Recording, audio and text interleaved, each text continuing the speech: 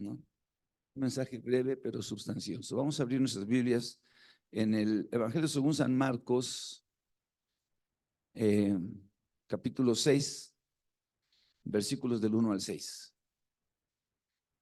Así que vamos a estar trabajando mucho hacia afuera.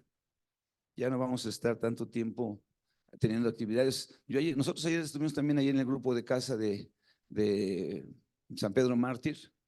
Así que cuando van llegando todas las fotos, nos vamos viendo y dicen, órale, papá, mamá, los hijos y hasta los nietos estaban involucrados ayer en la obra de Dios. Aleluya, le daban unos ganas de llorar. Dios es bueno. Amén. Dios es bueno. Entonces, Marcos capítulo 6. Recuerde, el próximo domingo 12 vamos a estar teniendo un servicio especial para las mamás. Aleluya. Hay personas que ya no quieren ser mamás, que prefieren tener mascotas.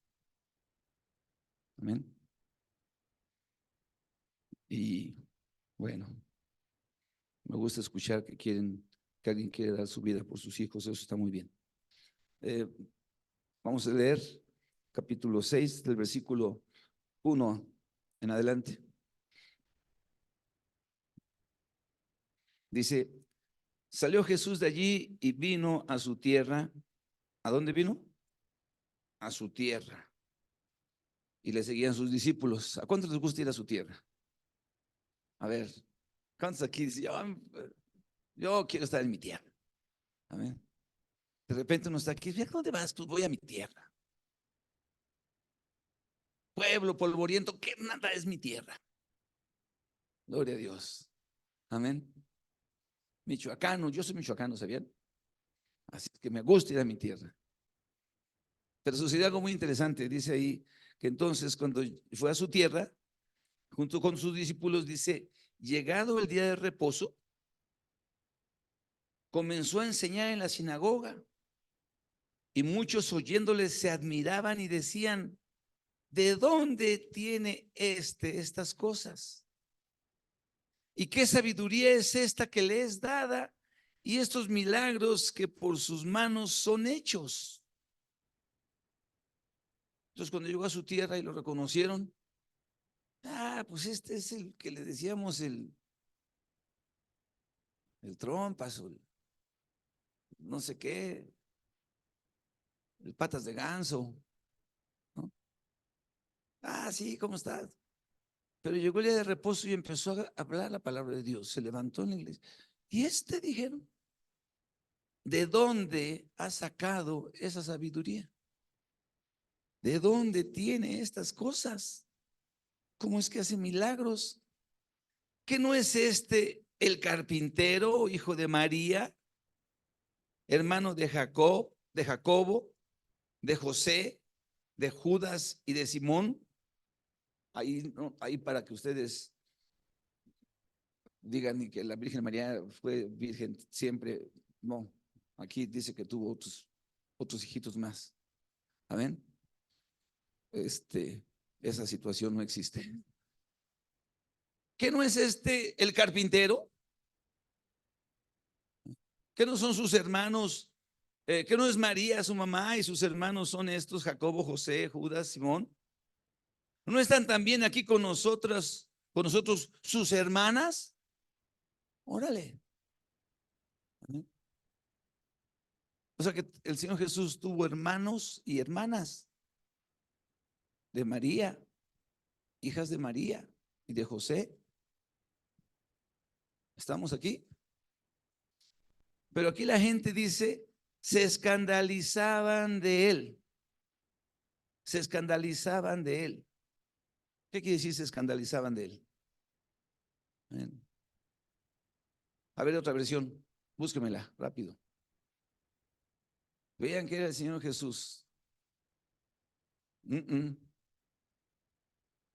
Escandalizarse no es así como qué padre, qué grande, qué admirable. No, no, no, no. ¿Eh? Se sentía, ¿cómo dice ahí? Se sentían confundidos y contrariados. A ver, acá otra versión. ¿Cómo dice la versión de usted, hermana? A ver.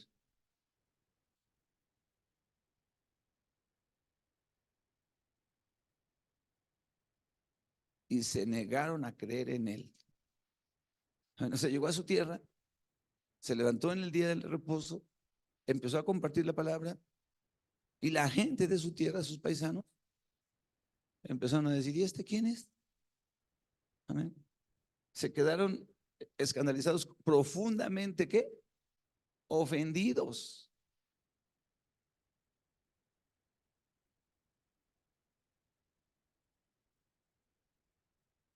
Así es la versión que está aquí. Y se quedaron confundidos. ¿No es la misma? 6:3 es otra. Y se burlaban. Es un simple carpintero. ¿Cómo ahora ya está hablando la palabra de Dios? Entonces, ahí, ahí. Entonces, dice ahí, entonces Jesús, como dice aquí en la escritura, después de eso,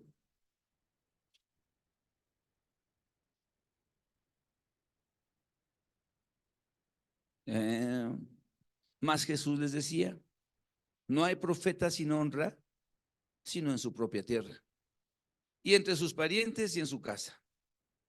Y no pudo hacer allí ningún milagro, salvo que sanó a unos pocos enfermos poniendo sobre ellos las manos, y estaba asombrado de la incredulidad de ellos. Y recorrió a las aldeas de alrededor enseñando. Quiero compartir acerca de algo que se llama sobrefamiliaridad. Es una actitud pecaminosa en la Biblia. Sobrefamiliaridad. La sobrefamiliaridad es una actitud en el corazón que se genera cuando uno hace una especie de ¿cuál es la palabra? De despojar a una persona de la obra de Dios en su vida. Amén. O sea, tú eres una persona, eres un carpintero, puedes haber nacido en un lugar, etcétera, etcétera, y un día te encuentras con Dios, ¿no? Y ese día que te encuentras con Dios, aleluya, Dios empieza a transformar tu vida, empieza a darte sabiduría, porque esa es la idea de la vida cristiana, ¿eh? O sea, la idea de la vida cristiana no es que vengamos un domingo a la iglesia, no. La idea es que nosotros vayamos adquiriendo sabiduría. ¿Se acuerdan la que leíamos el Salmo 105 ayer? A ver, vamos a leer el Salmo 119, el versículo 97. A ver, vamos a leer. Salmo 119. Vamos a leer aquí, versículo 97. Miren lo que dice, ¿eh? Oh, cuánto amo yo tu ley. Todo el día es ella mi meditación. ¿Sí? Sí. Cuando yo me encuentro con la palabra de Dios, entonces estoy meditando en ella. Todo el día, ¿cuánto amo? Amo tu palabra, Señor. ¿Ok? El versículo que sigue. Dice, me has hecho más sabio que mis enemigos con tus mandamientos, porque siempre están conmigo. ¿Ok? Entonces, una persona va conociendo al Señor y a la medida que va conociéndolo, empieza a involucrarse en la palabra de Dios y a meditar en ella. Y al meditar en ella vas adquiriendo sabiduría, dice, más sabio que mis enemigos, porque tus mandamientos son los que me están guiando, siempre están conmigo. ¿Ok? Versículo 99. Más que todos mis enseñadores he entendido, porque tus testimonios son mi meditación. Más que los viejos he entendido, porque he guardado tus mandamientos. De todo mal camino contuve mis pies para guardar tu palabra. No me aparté de tus juicios porque tú me enseñaste. Cuán dulces son a mi paladar tus palabras, más que la miel a mi boca. Amén. De tus mandamientos he adquirido inteligencia, por tanto he aborrecido todo camino de mentira. ¿Sí me estoy explicando? O sea, cuando nosotros nos encontramos con el Señor, entonces empezamos a relacionarnos con su palabra y su palabra empieza a actuar en nosotros, empieza a producir en nosotros, ¿qué cosa? Sabiduría.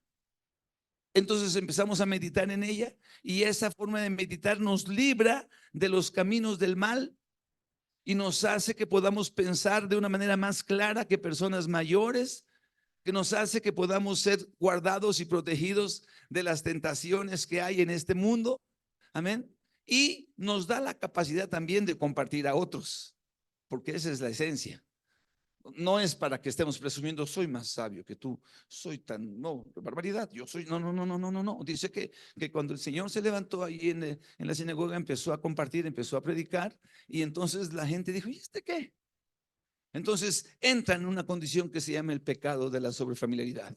El pecado de la sobrefamiliaridad es cuando tú despojas de la obra de Dios a una persona. ¿Amén? Cuando tú le quitas la realidad de Dios en su vida. Y dices, este es un carpintero. No, no, no, no, no era un carpintero. Era el hijo de Dios. ¿De dónde sacó tanta sabiduría? Dios le dio esa sabiduría. Amén. ¿Por qué? Porque él conocía la ley. Dice la Biblia que él no vino a abrogar la ley, sino vino a cumplirla. Amén. Entonces, el Señor Jesucristo, después de que ha estado caminando, por eso es que su ministerio lo empieza. ¿A qué edad lo empieza, hermanos? Su ministerio. ¿Qué edad tenía él? 30 años, más o menos, dice la Biblia, como 30 años. ¿Amén? Pero ¿se acuerdan que a los 12 años, dónde estaba?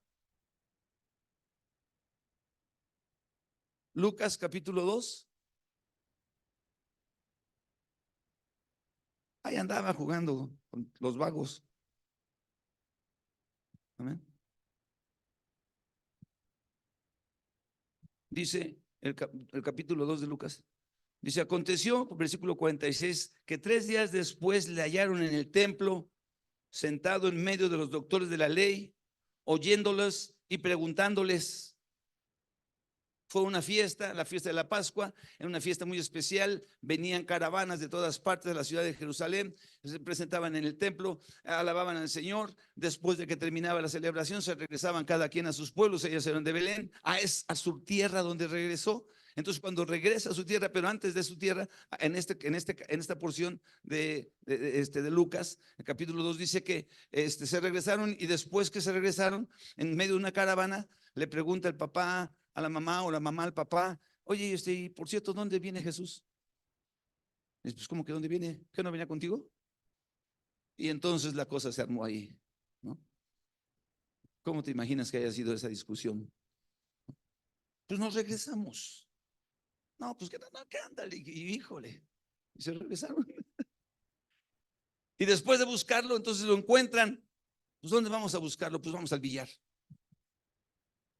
No, pues vamos a buscarlo allá donde están todos. ¿En dónde lo encuentran? En el templo. ¿Rodeado de quién? De los doctores de la ley. Y todos los que le oían, dice el versículo 47, y todos los que le oían se maravillaban de su inteligencia y de sus respuestas. ¿A los qué años? 12 años. De los 12 a los 30. Amén. ¿Qué estuvo haciendo? No hay muchos registros, pero cuando empieza a los 30 y va a su pueblo, dicen, ¿y este de dónde sacó tanta sabiduría? Amén. ¿Y cómo es que en esa condición, muchas veces, al tener intimidad con las personas, ese es el problema? Cuando empezamos a tener cierta relación íntima con alguien, lo empezamos a ver y decimos, ay, ni que fuera tan santo. Ay, sí, ni que fuera tan hombre de Dios. Ay, ni que fuera tan mujer de Dios. Sí, yo ya me di cuenta que de repente se enoja. Sí, ya me di cuenta que tiene sus arranques y sus rollos. Y entonces se empieza a despojar de la unción y de la gracia de Dios sobre la vida de esa persona. Y empezamos a decir, ¿y este qué? Pues ni que fuera quién sabe quién. Y eso es un acto de incredulidad que produce que la mano de Dios se detenga a través de las vidas de esas personas. Amén. Entonces, el Señor dice que estaba ahí y empezó a decirles exactamente, dice, no hay profeta sin honra más que en su propia tierra. No me reconocen, no saben quién soy, más que en mi propia tierra. Y no pudo hacer ahí muchos milagros, salvo que sanó unos cuantos, dice. Amén. Por la incredulidad de los suyos. Es un pecado que produce incredulidad. Cuando nosotros empezamos a pensar que, ay, sí, pues ni que fuera el gran nombre de Dios, ay, pues ni que fuera la mujer, la divina garza envuelta en huevo, ni que fuera quién sabe quién, y empezamos a abrirnos en nuestro oído a una obra demoníaca de menosprecio hacia la gente de Dios, hacia las personas a las que el Señor Jesucristo pagó un precio por sus vidas, y nosotros lo empezamos a menospreciar. Eso se convierte en una actitud pecaminosa, hermano, que trae esterilidad a la vida del creyente. Amén. El creyente que cae en esa actitud no puede tener eh, descendencia espiritual, no puede continuar, porque no estaría continuando, porque no estaría dándole linaje a Dios, porque en lugar de traer gloria y honra y alabanza al Señor, traería vergüenza y oprobio. Amén. Otro ejemplo está en Segunda de Reyes, capítulo 5, del versículo 20 al 27. Amén. Esa escritura es muy interesante acerca de lo que pasa cuando uno cae en este pecado de sobrefamiliaridad. Segunda de Reyes 5.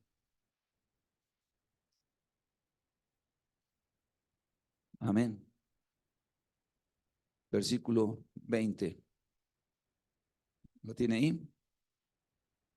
Ok. Dice así. Entonces, Giesi, criado de Eliseo, el varón de Dios, dijo entre sí: he aquí, mi señor estorbó a este sirio Naamán, no tomando de su mano las cosas que había traído.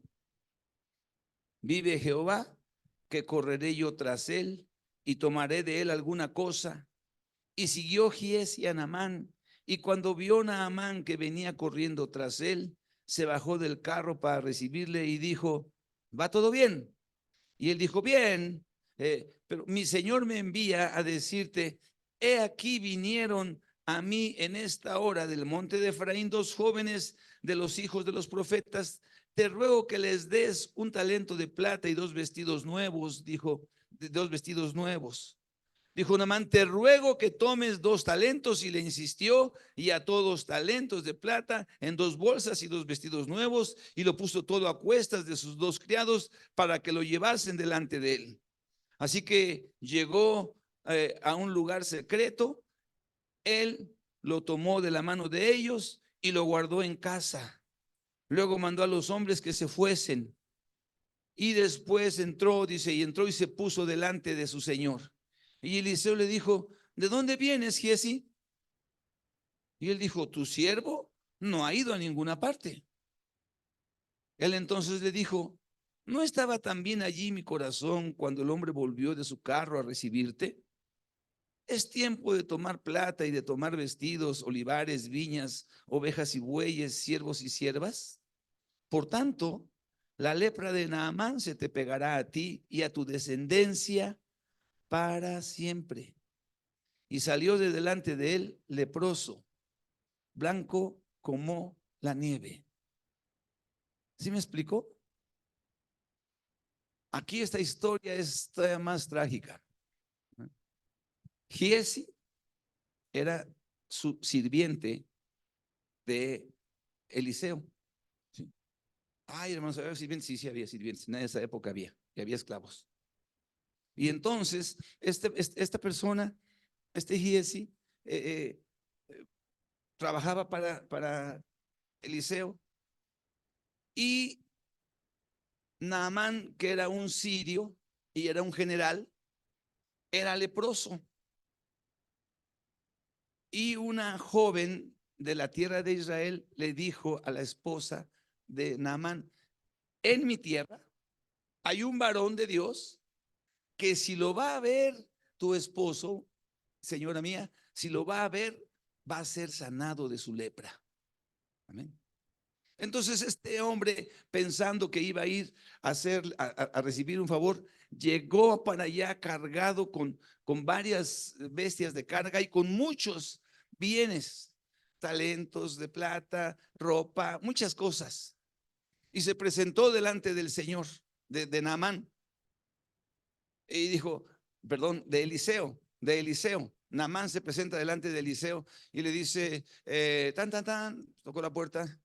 ¿Quién es?, le dijeron. Y dijo, Naamán, el general del ejército del rey de Siria. Vengo para ver al varón de Dios. Y el varón de Dios le dijo a su siervo, ¿quién es?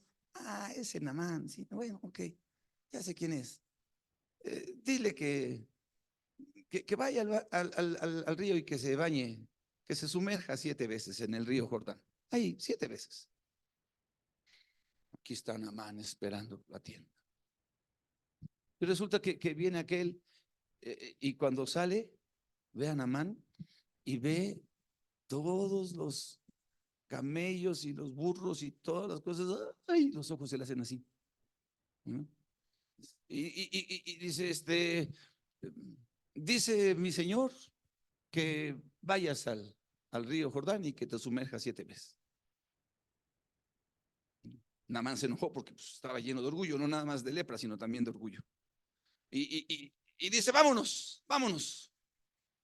En mi tierra hay ríos mucho mejores que estos, vámonos. Y de su gente que venía cargando con todas esas cosas, le dijo, Señor, ¿y si te hubiera pedido algo difícil, lo hubieras hecho? Sí, lo hubiera hecho. Entonces te pidió fácil. Dice, bueno, pues vamos ahí entonces.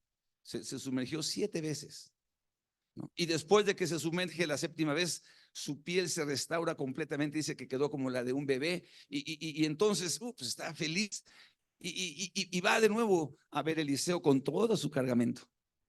Entonces le dice, a ver, Giesi, ya sale Giesi, dígame, señor, ¿qué? Empezó a contar, 1, 2, 3. No, ¿qué se le ofrecía? No, dice, vengo a ofrecerle, a darle las gracias a tu señor. Entonces sale el señor, no, no tiene nada que agradecer, hermano, fue Dios el que te curó, no hay ningún problema, vete adelante. ¿Es que le quiero dar algún presente? No, pues, ni si yo, tuviera yo curado, a lo mejor, pero fue el Señor el que lo hizo, así es que vete, vete. Y ahí estaba el Giesi. La riega el ruco. Sí, está chocheando ya. Muy hombre de Dios, pero ya se le va la caca.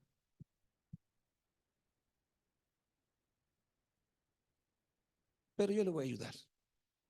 Ya sé lo que voy a hacer.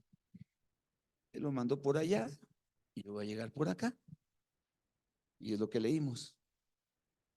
A cierto momento llegó, oye, ¿qué pasó? Giesi, dígame, ¿va todo bien?, le dice Naamán. Dice, todo bien, lo que pasa es que llegaron unas personas a visitarnos y mi señor dice que pues usted le puede dar ahí algún talentito, alguna ropilla. No, ¿cómo? De que no tiene esto y esto y esto. Ay, bueno, gracias. Ay. Y ahora, ¿cómo le hago para enseñarle mi reloj? No, Charmin, ¿no? ¿Cómo se llama esa nueva marca?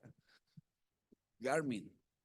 Garmin, o mis zapatos Canada Dry, y todas las cosas que yo ya iba a andar, ¿no? Iba a andar investigando. ¿Cómo lo voy a hacer ahora para ocultar todo esto? No sé, hoy te lo escondo por lo pronto.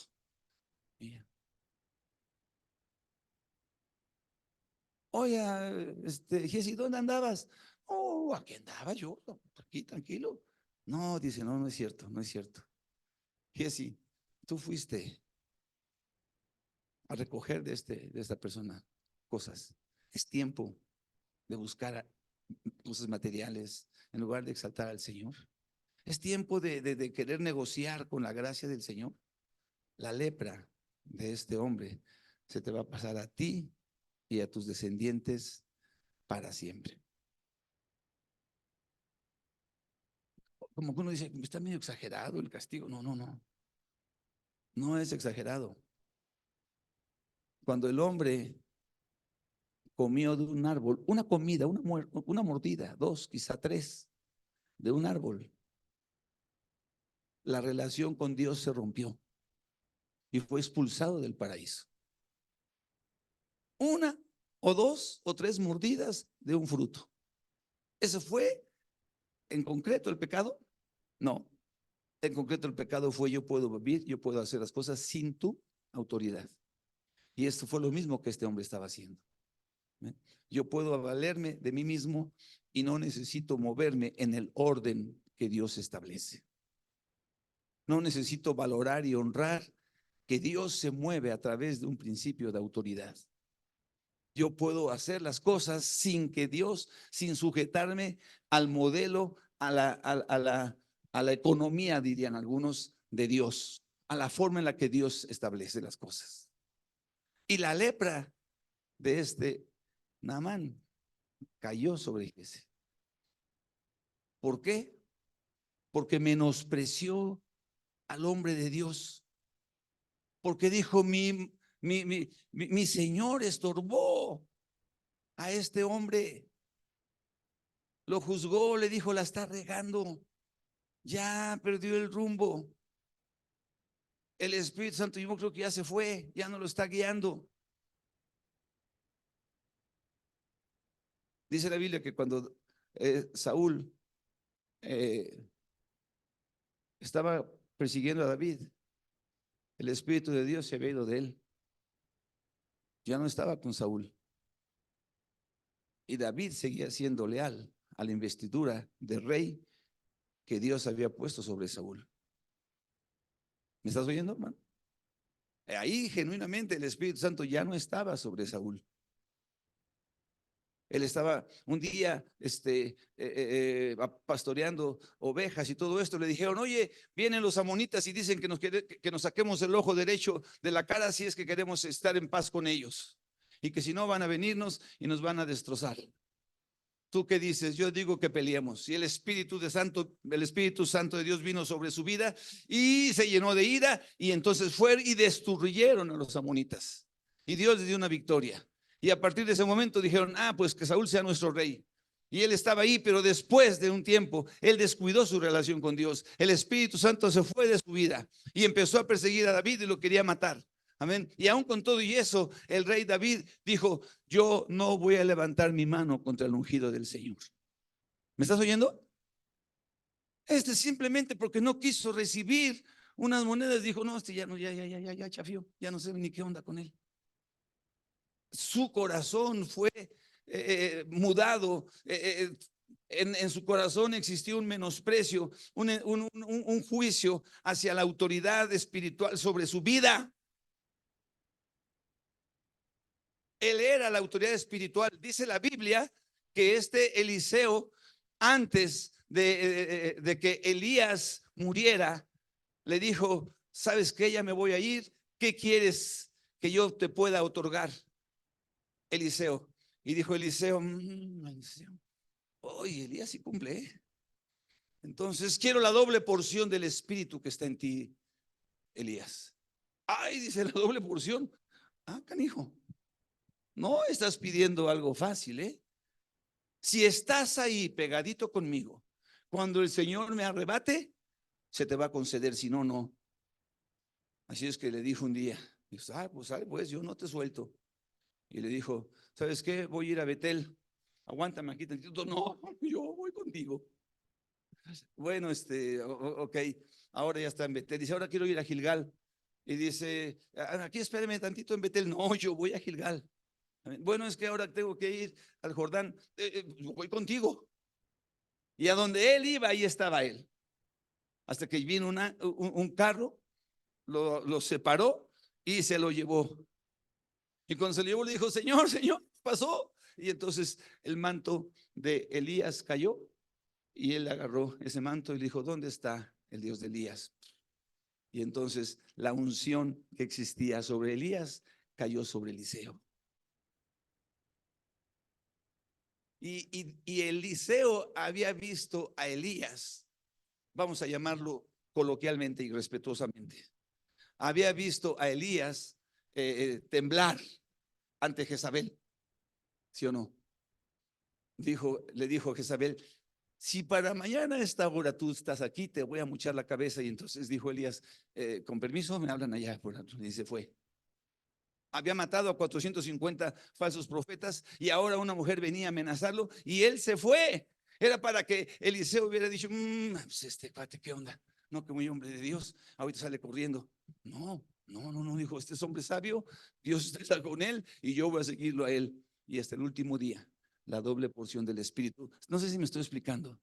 Cuando empezamos a caminar en intimidad, cuando empezamos a conocer a alguien, cuando empezamos a saber los diferentes aspectos de su vida, una de dos: o se afirma en nosotros la convicción de que hay un principio de autoridad que Dios quiere que yo respete, o yo me brinco ese principio y digo: ¿y este quién es? Si es un simple carpintero. ¿Y este quién es? Si yo he visto que no tiene, es un ser humano de carne y hueso, es una mujer común y corriente. ¿Qué tengo yo que andarle diciendo que no? Yo no. Y ese pecado hace que la gracia de Dios la perdamos, dejemos de alcanzar esa gracia, dice la Escritura. Y entonces seamos consumidos, amén, por actitudes que hacen que el Espíritu de Dios lo retire de nosotros. ¿Estás aquí?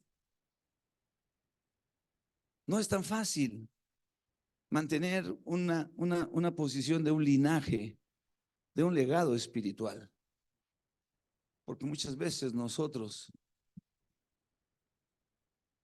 les quiero decir algo, no hay un solo ser humano, ni hombre ni mujer, que sea infalible y que nunca peque. Y eso no es un paro, ni es un pretexto para nadie. Amén. El único que lo hizo fue el Señor Jesucristo. Pero si nosotros vamos a estar, por causa de las deficiencias, las faltas, aún los pecados, como decía en el caso de Saúl, descalificando la unción de Dios, nosotros nos metemos en un problema fuerte con Dios. ¿Estás aquí? Amén. No es algo sencillo, no es algo simple que nosotros le quitemos, menospreciemos el don y el llamado que Dios tiene sobre ciertas personas. Amén. Lo tenemos que mantener siempre sobre nuestras vidas. Amén. Pero es que a veces ponemos los ojos en nuestras necesidades, en nuestras gustos o prioridades. Y decimos: ay, pues es que yo pues ya tengo tantos años, ya merezco no sé qué, ya creo que Dios lo va a hacer. Y podemos caer en actitudes que violan la soberanía de Dios. ¿Me estás oyendo, hermano? ¿Sí estamos aquí? Ok, quiero terminar con esta escritura. El reto más grande para el cristiano es mantenernos humildes todo el tiempo. La humildad es una característica poderosísima en el hombre de Dios, en la mujer de Dios. Y muchas veces es peleada por el enemigo para que no seamos humildes. Y muchas veces tenemos que aprender que Dios quiere tratar con nosotros. Amén. Con nuestro orgullo. Con nuestro orgullo. Entonces salimos a la calle, ¿no? Vamos al restaurante, pedimos de comer y no nos pelan. Y los que llegaron después de nosotros ya están comiendo. Y nosotros estamos así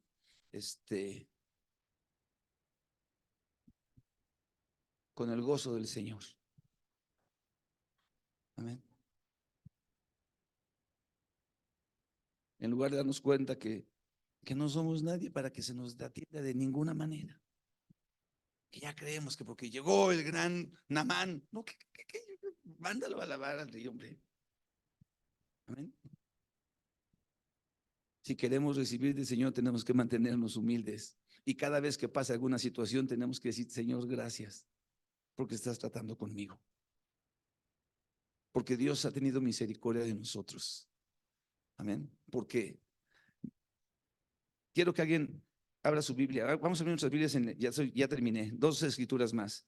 Deuteronomio 15, del 12 al 17. Déjame ver si encuentro esta. Esta me acaba de venir a la mente ahorita. Deuteronomio 15, del 12 al 17. 12.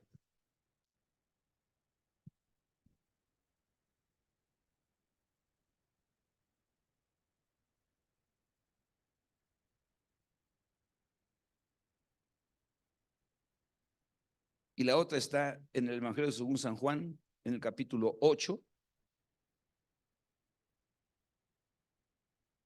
versículo 34. Déjala ahí. Y vamos a leer Juan 8:34. Véala ahí, dice ahí. Es la ley de los esclavos. Deuteronomio 15:12. Déjela ahí y vamos a leer Evangelio según San Juan 8:34. 8:34, sí. Así dice, Jesús le respondió, de cierto os digo, que todo aquel que hace pecado, esclavo es del pecado. Todo aquel que hace pecado, esclavo es del pecado. Amén. Si nos vamos a la palabra de Romanos, al libro de Romanos, en el capítulo, déjenme recordar esa escritura que está en Romanos 3. Romanos 3. Dice, no hay justo, versículo 10, como está escrito, no hay justo ni aún uno, no hay quien entienda, no hay quien busque a Dios. Amén. No hay una sola persona justa en este mundo. No hay una sola persona que haga el bien y nunca peque. Entonces, si nosotros no podemos hacer nunca, por algún momento caemos en pecado, en ese momento nos hacemos esclavos del pecado. ¿Ok? Esclavos del pecado. Nosotros, yo no sé tú, pero nosotros éramos esclavos del pecado. Yo era esclavo del pecado, ¿tú? Amén. Esclavo quiere decir que no nos podíamos quitar ese yugo. Que decíamos, ahora sí ya voy a hacer esto y no podíamos. Ya a partir de mañana no voy a hacer y a partir de mañana seguíamos. Amén. Y por más cosas que hacíamos no podíamos porque éramos esclavos del pecado. Amén. Ahora vamos a leer ya en Deuteronomio 15:12. Voy a leer ahí. Si se vendiere a ti tu hermano hebreo o hebrea y te hubiere servido 6 años, al séptimo le despedirás libre. Y cuando lo despidieres libre, no lo enviarás con las manos vacías. Le abastecerás liberalmente de tus ovejas, de tu era, de tu lagar. Le darás aquello en que Jehová te hubiere bendecido. Y te acordarás de que fuiste siervo en la tierra, ahí la palabra es esclavo. Y te acordarás de que fuiste esclavo en la tierra de Egipto y que Jehová tu Dios te rescató. Por tanto, yo te mando esto hoy. Es decir, si era la ley de los esclavos, si un hermano, un judío, caía en una situación complicada y no tenía dinero, entonces él se vendía con otro judío y le decía, ¿sabes qué? Dame dinero porque quiero sacar adelante estos problemas que tengo y yo voy a servirte para ti, yo voy a ser tu esclavo 6 años. 6 años iba a vivir sin salario, se estaba dando, se estaba vendiendo. Y dice, ok, acéptalo. Pero cuando los liberes en el séptimo, no le vas a decir, pues muchas gracias, ya se acabó nuestro contrato, bye bye. No, dice, tienes que mandar bien abastecido. No lo vas a llegar con las manos vacías. Esclavo o esclava, dice ahí después. Dice, porque tú fuiste esclavo en la tierra de Egipto. Versículo 16. Pero dice, pero si él te dijere, no te dejaré, porque te ama a ti y a tu casa, porque le va bien contigo. Entonces tomarás una lesna y horadarás su oreja contra la puerta y será tu siervo para siempre. Así también harás a tu criada. ¿Ok? Esa es una buena, eso es un buen ejemplo para la vida cristiana. Vamos a ponernos de pie mientras se los explico. ¿Ok? Nosotros éramos esclavos del pecado. Pero un día el Señor Jesucristo nos hizo libres. Nos quitó ese yugo que nos tenía atrapados, atados y que no podíamos por ningún medio quitarnos de nosotros. Viene Él y entonces nosotros le decimos, Señor, yo quiero servirte a ti. Antes era esclavo, ahora quiero ser un siervo. Cuando somos esclavos, los esclavos son hechos esclavos contra su voluntad. La muchachita que le testificó a la esposa de Naamán, ¿amén? Había habido bandas de los sirios, se la habían llevado cautiva y órale, a trabajar en la casa de Naamán. No fue que dijo, ya yo tengo muchas ganas de conocer Siria, quiero saber cómo están las cosas por allá. No. Ahí agarraron y vámonos para acá y ahora póngase ahí a fregar los pisos y póngase a lavar esto y póngase a agarrar aquello. Ándele. Pero no se amargó. Eso es algo bueno. Pero sí, se hizo esclava. Nosotros nos hicimos esclavos. ¿Eh? Pero cuando viene el Señor Jesucristo, rompe ese yugo. Y nosotros decimos, Señor, ahora yo quiero ser tu siervo. Entonces, el esclavo es alguien impuesto. Somos impuestos, se nos impone ser esclavos. Pero el siervo es alguien que decide servir a su Señor. ¿Sabes qué? Yo te he amado, te amo, me ha ido muy bien contigo y no quiero ser esclavo por un ratito, quiero ser esclavo contigo para siempre.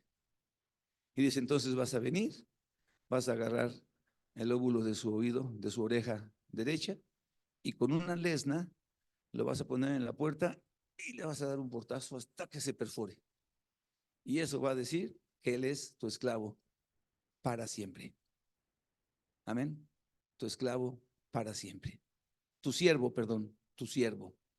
voluntariamente decidió vivir para ti.